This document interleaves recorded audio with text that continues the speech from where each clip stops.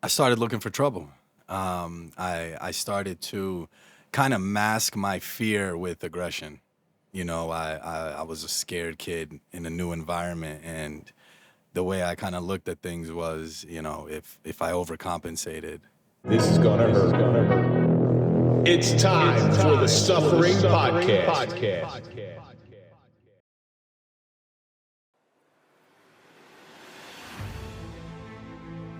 An unaddressed problem can quickly turn into an uncontrollable monster. Those demons initially present themselves as innocent or non-threatening, until one day you wake up and you are outgunned and outmanned to fight a battle against a foe you didn't see coming. Overnight, you are in a seemingly unwinnable war. Rounds are getting thrown at you from all different directions, and there is no way you could possibly defend yourself. You are stuck in a foxhole, praying to make it to the next day. Eventually, the bullets stop and the fighting ends. Those who are lucky enough to survive emerge from their shelter with a new life and a different perspective. You come out looking at a different landscape, but you notice every little detail that has gone unrecognized for years.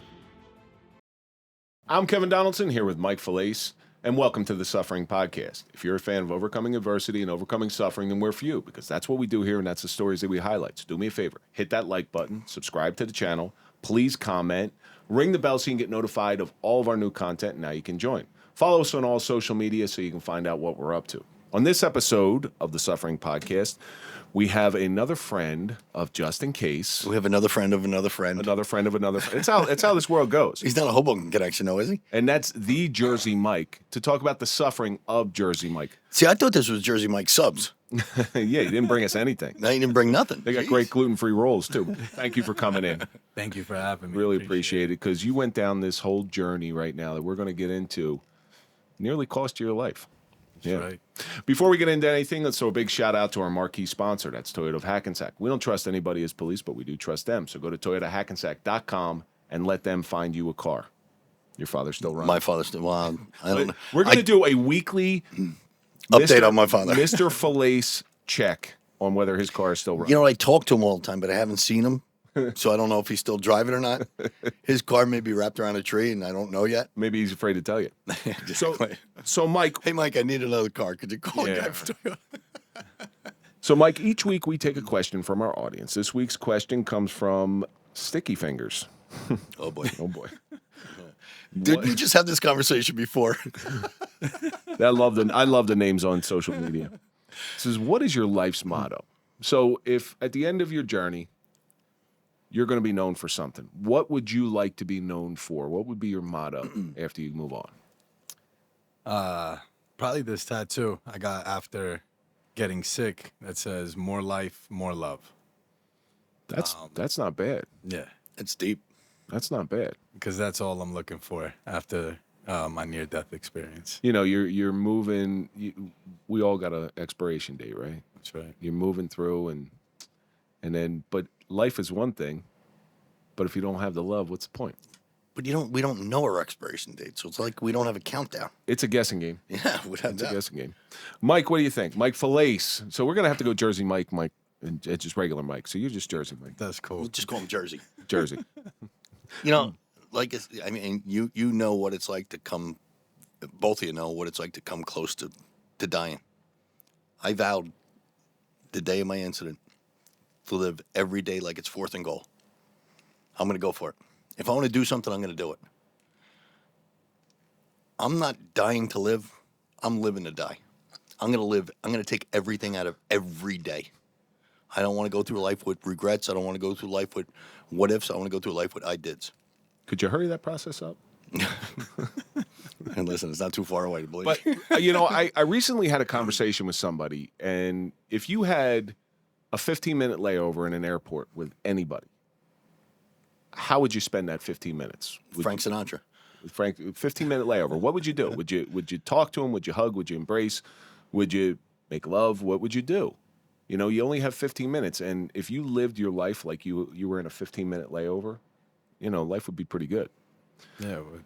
So my life's motto is a little different. Coming out of the darkness, coming out of the place where I was, I believe that there is hope. and without hope, it's really a wasted life. But I am strongly tied to this notion that there is post-traumatic success. Whatever your trauma is, you use that trauma and you flip it on its ear. Rather than keeping you down, it actually elevates you and lifts you up. Sounds like you did that, Mike. You did that very well. You took your incident, and before, where it was a detriment to you for a short time, you got through it, you moved on, and now you lead with that. So I lead. First time Mike walked into group therapy, I said, that shallow look on my face. Yeah, I said, Kevin Donaldson, landscaper. I didn't want anybody to know I was a cop because I was embarrassed. I was embarrassed how I was asking. I was embarrassed that I was too weak to understand what was going on with me. Now, and I was always afraid people to tell people that I was a police officer because I was 39 years old when I retired, and the inevitable question, what'd you get home when you were 12? Well, no, I was in a shooting and I really went through some bad times, and I never told anybody that. Now, I'm 49, so it's a little bit different. I am of the age where I can retire. I said, no, I'm a retired police officer. Well, why'd you retire so early? Well, I was in a police shooting and it took me down a bad path. I had to retire. It wasn't my choice. So I'm a strong believer that there is post-traumatic stress, post-traumatic success. So Sticky Fingers, thank you so much for sending that in. Keep sending in your questions, and we will try to get them on the air. You know what Sticky Fingers was? It was a Rapper. No, it was a Rolling Stones tribute band back in the day. Sticky Fingers? Sticky Fingers, because Rolling Stones have a song called Sticky Fingers. I don't think I've ever heard that Rolling Stone. I'm not a big Rolling Stones fan. That's not my thing. I don't know. Mick Jagger up there looking like he's got cerebral palsy. You're only 49, so that was before your generation. But they were only 20 years older than me. So anyway, Mike, you traveled all this way. I've read a lot about your backstory from your good friend Justin. He's told me all about you. He said, you got to talk to this guy. He's the guy. And when somebody we trust refers somebody, our ears perk up. And then I did some research into you, and man, you had a hell of a journey, man.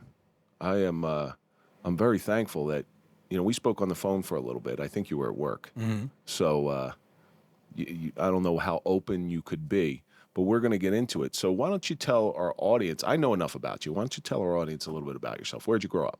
I grew up here in Jersey, in Kearney. Hopefully it fits your name. Fits the name. Did you go to Kearney High School? I did. Did you really? I went to 5 high schools. I went to three in Jersey and 2 in Florida, causing trouble, jumping around. My mother pulling me out of schools and stuff.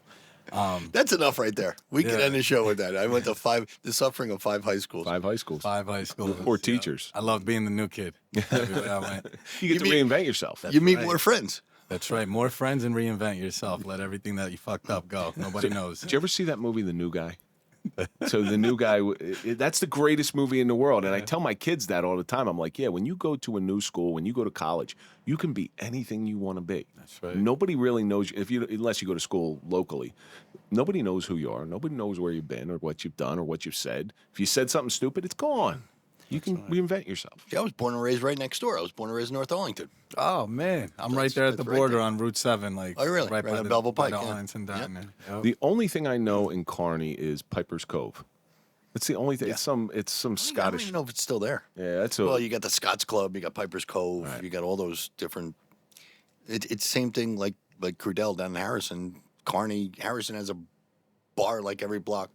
Kearney on the Harrison end has a bar every block. Yeah. Then they start. So I know you came from an immigrant father. Yeah. Where did he come from? He came from Portugal. Portugal, and bringing Portuguese values over. Yeah. Portuguese values mixed Portuguese with work ethic, and then also mixed with, I guess, what was going on at that time in the 80s and 90s. My dad did construction. It was a different kind of life. Your father was Portuguese and did construction? Yeah, that's very odd. Strange. Yeah.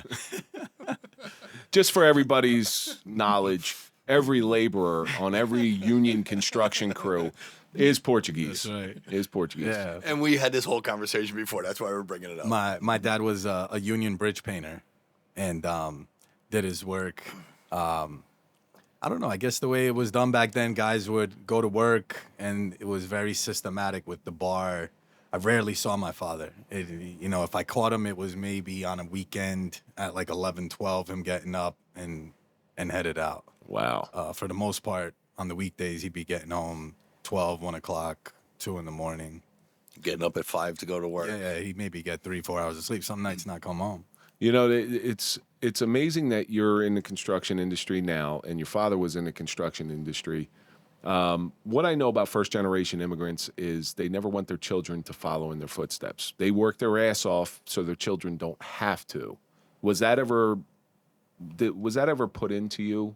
Don't follow me. Do your own thing. Go to college. Be smart. Be a good person. Yeah, then his father realized he went to 5 high schools, and he's like, college is out of My mom used to instill that in me, but my dad's just a quiet person. He was very like disconnected from kind of engaging with me. He didn't have really much of a relationship with his father, and his way of showing love was just kind of providing, like Throwing money at the situation? here's a house, here's the things that you guys need. You got your mom, you got your grandma, your sister. You guys are good. Figure it out.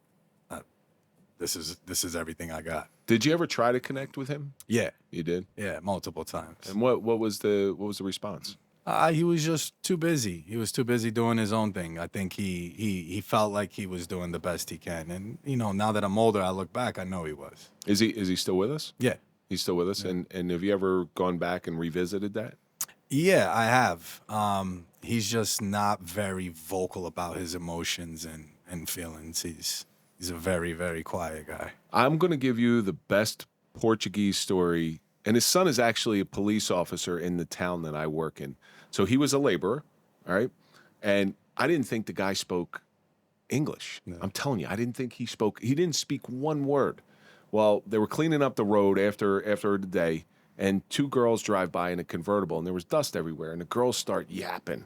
All of a sudden, he's pushing the broom, and he goes, "Shut up, lesbians." I'm like, holy shit. And the cop I'm standing with goes, "Holy shit, he speaks English." And the cop just goes, keep moving. It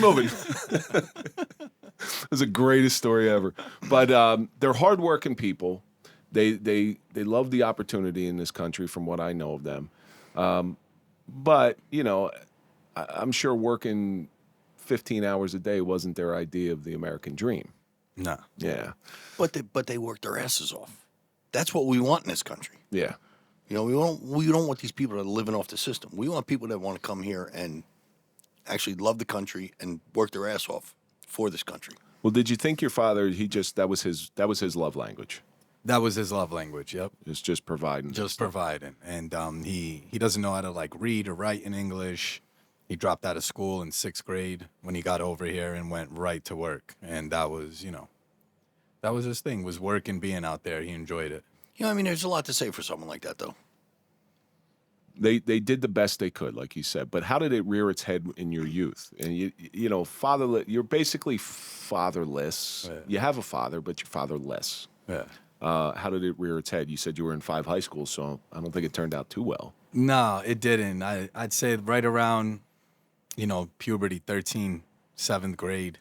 Girls got you in trouble. There you go. Nah, kind of. But right off the bat at that time, because of the lifestyle my dad had, kind of being at bars every day, not coming home, my mom kind of got fed up with his shit and was like, we're going to move and go to Florida. They had a house out in Florida, and he stayed in New Jersey working, and they stayed together in a relationship, but we went to Florida. And that's when I kind of, even his lack of presence in Jersey was very little, but when we got to Florida, he was gone. That's the definition of fatherless at that point. Yeah. He's living in a different state. Yeah. And I don't know. I was looking for a male figure, to bond with at that time, and I didn't have one. So I kind of was upset about moving, and I started to rebel at a really young age. I started to imitate a lot of things that I saw, growing up. My dad would get mad about bills and shit, start breaking shit in the house, and then I'd start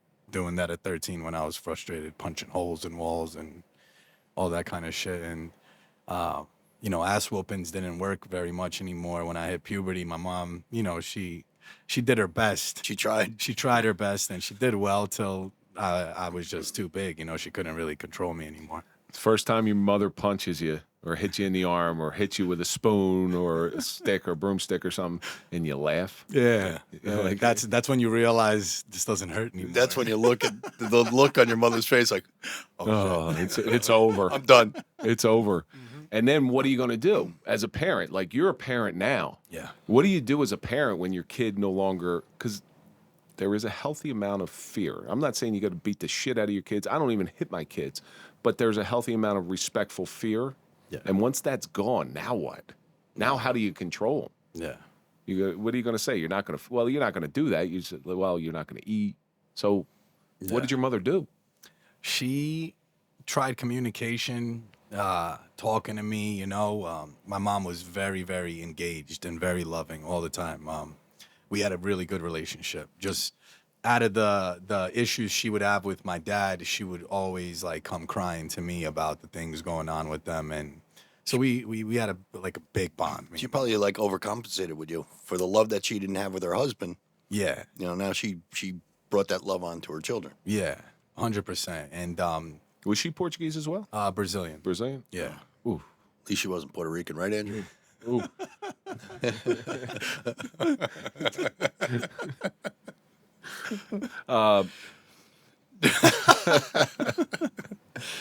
Ooh, Brazilian. Yeah.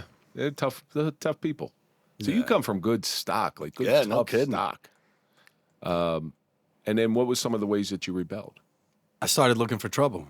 I started to kind of mask my fear with aggression.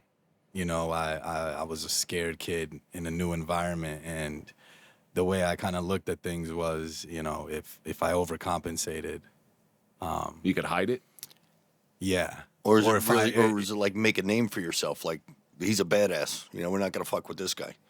Both. You know, I was kind of all the love and compassion my mom had instilled in me growing up. I was like, I'm done with this shit. Yeah. I need to get it off of me. So let me go look for some problems to try to burn this shit off of me. I need to get, you know, a little more aggressive, more wild. And I started looking for problems to make that happen. Now later in life, thinking about that, isn't that just such a weird concept?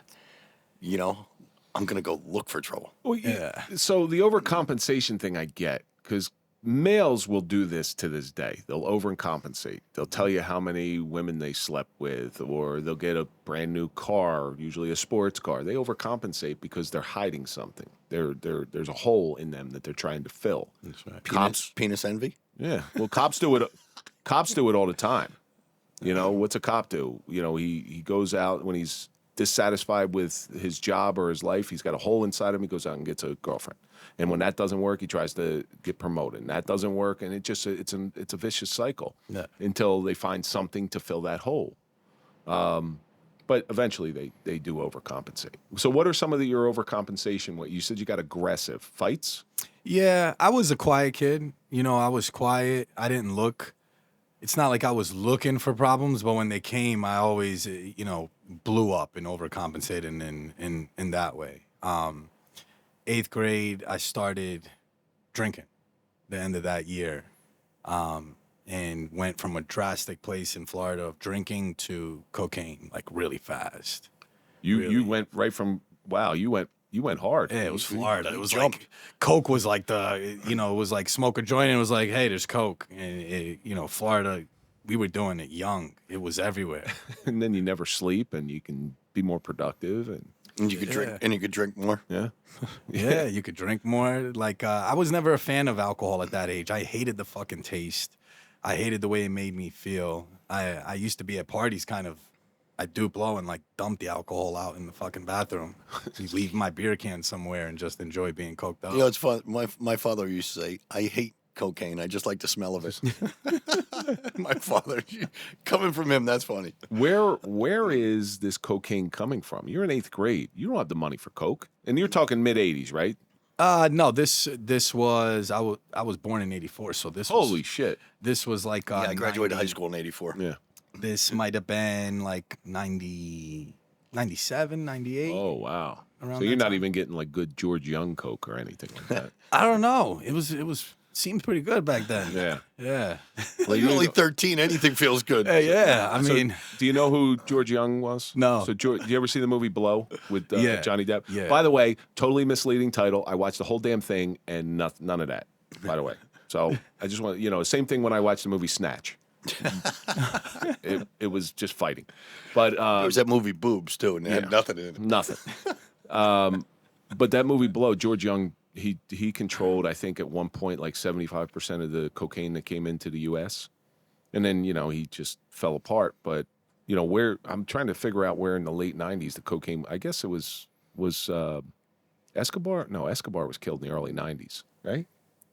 I think so. Pablo early Escobar, 90s, I believe, was killed in the early 90s. So you might be getting some El Chapo stuff. Yeah. Yeah. Came straight out of Portugal.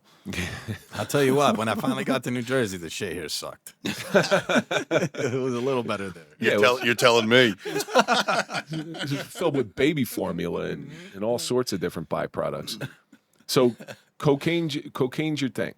So tell me something wild that happened. The key component to any law enforcement officer being the best version of themselves is through education.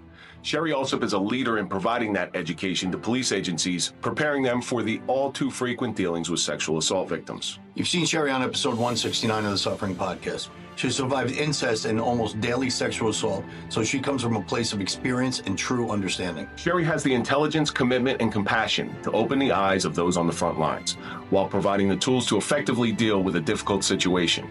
Sherry's instruction comes from experience and multiple certifications. Training with Sherry will offer on-site training, customized schedules, specialized instruction tailored from a victim's perspective. You are going to hear Sherry's heart-wrenching but inspiring survivor story. Learn proprietary trauma-informed training techniques. Uncovered victim-centered interview methods while earning continuing education credits according to your state guidelines. To be the best, you must learn from the best. Let Sherry also guide you through the delicate cases of sexual assault from a victim's point of view. Be a source of comfort to those victims affected by these traumatic experiences while producing a solid investigation and uncovering details that often go unnoticed. To find out more or to contact Sherry Alsop, go to sherryalsop.com. That's SherryAllsup.com. So I got put out of one high school. Freshman year, I was going to this place, Flagler, Palm Coast High School.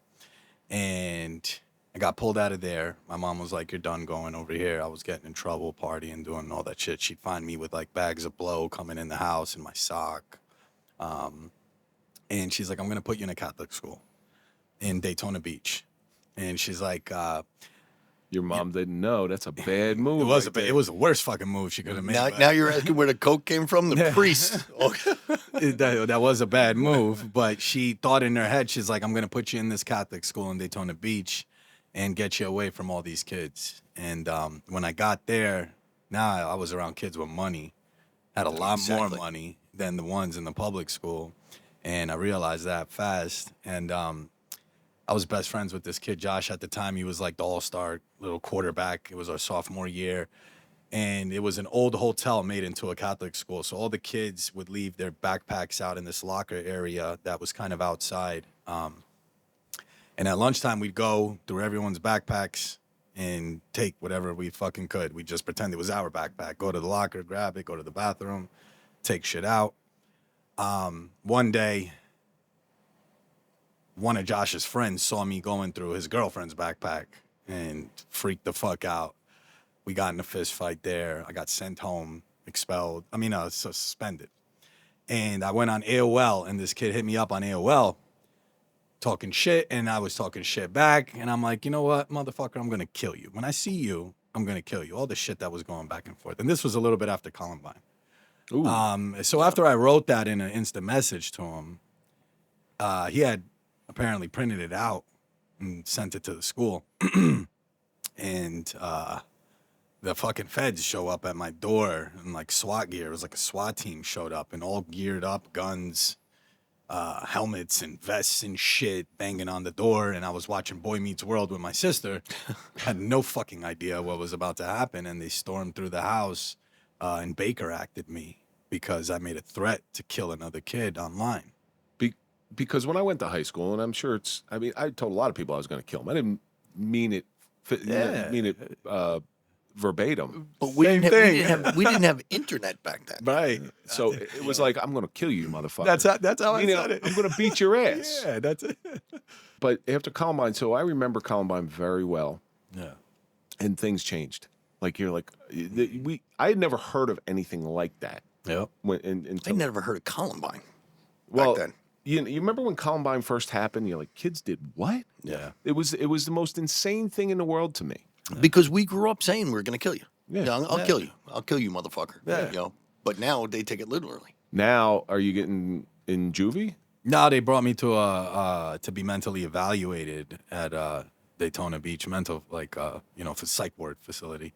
They brought me there. They kept me there, I believe, like 5 days to be evaluated. And when I got out of there, my mother was so fucking embarrassed after what happened. She's like, "We're out of here. You're not going to school here no more. We're out of here." And we came back to New Jersey. So those were 2 high schools in Florida. But now you get a chance to reinvent yourself and Yeah. leave behind your past Yeah. digressions. Transgression. Except for me at that time, that was kind of like I was building on that. I didn't want to reinvent myself. That was, But it's a new beginning in a new place. You could do the same thing, and it looks like you're just starting off again. That's right. That's right. Fresh start. Yeah. So you came back up to Jersey? Yeah, came back up to Jersey, and I always had good grades. That was a deal between me and my mom. You want to go out, you got to have good grades. And even though my mom couldn't beat my ass anymore, I still would produce these grades for her, to keep her okay with me being out. So it wasn't always fighting. And I still continued to party, look for shit, look for trouble, got in little things with selling drugs and just experimenting, and anything I could get my hands on with some kind of trouble, I was always, Did you go down like the crime road? Like any burglaries, stuff like that? No. Thefts? No. Robberies? Nothing like that? No. Just- So you experiment with all different type of drugs. Yeah. So from your experience, what do you find is the worst one? The high aside, what's the worst one you feel that you've tried? Alcohol. Really? Yeah. And I need to know why you believe that. Because it's backed by society. It's pushed accepted. It's pushed by society. It's pushed, accepted, and almost looked at as odd sometimes if you're not partaking or can't partake with it. So with that being said, I feel like with alcohol, you can really push out your time and how long you can stay and dabble in that addiction. Whereas some other heavier drugs, you have to hide it. You have to fight all these different little things that make it kind of harder to do. And, being drunk and being an alcoholic even being a functioning alcoholic is pretty accepted in society. You can go to a liquor store. You can't go to a Coke store. But That's right. that's a good point. You go to any party in the world, take a beer and a couple lines of Coke. Somebody watches you do a couple lines of Coke, and they're like, what the fuck is going on? But the beer, hey, you got another one? Yeah. They'll ask you for one for themselves. So it's an interesting perspective, and I never even thought of it that way. Yeah, it's a drug that you can look at somebody and say, what are you trying to hide with that? Or why are you taking this? Just a little offshoot. What do you think about the new marijuana laws? I feel like even with marijuana, it never played a massive destruction in my life other than being a gateway drug. I feel like, but alcohol was for me too. It was like they were both kind of minor league, things to do before you got into the big boy shit like Coke and everything else that's on the table. Ecstasy was back then. Nobody ever started heroin with heroin. Right. That's the truth. And you know where I heard that is Breaking Bad. Yeah. Right? So he thinks the kid's on drugs and he takes him to a crack house or something. He goes, because they found marijuana somewhere. And he's like, none of these people ever started out, it was crystal meth. None of these people ever started out doing crystal meth. They always started out with alcohol, and then it went to marijuana, Yep. and then it went here. Yeah. Right. And it's like these little things they might seem little, but they are coping mechanisms. They're all steps into young kids, at least myself, I was learning how to use this to cope because it was fun at first. Let's party, let's have a great time, this and that. But then when it came to now, I feel like shit, I just want to have a drink, or I want to have a smoke, or whatever the case may be. When I got into coping with things, that's when shit started getting fucked up. Yeah. It's your new norm at that point. You know, like you said, it's a coping mechanism. You know, and that's where I believe the addiction comes in. If you're feeling a certain way, you have a drink. Right? A couple days later, you're feeling that certain way again. What are you gonna do? You're gonna resort to going and having a drink. Right. Well, that's so my problem with the marijuana laws, and I don't have a problem with marijuana per se. I have a problem with Yes, you did. It's not. It's not healing anything. So these people who I hear this a lot. Oh, I need marijuana to function. I need marijuana to function. No, all you're doing is masking whatever the real problem is, and it's making you functional, but it's still not solving the problem. Same thing with alcohol. It's the same exact thing, and that's my problem with it. And I'm not ragging on anybody that does marijuana. You do you, and I do me, but I just don't see the value in legalizing it. Well, I see the value in legalizing it because it's a financial thing. Financial thing. And then it's also something I think that, another thing that's a controlled substance that is known that people cope with. So it's like when the government might take that into their ball game now, it's like... Well, that's what I said. You said it's a controlled substance. Now it's a governmentally controlled substance. There you go.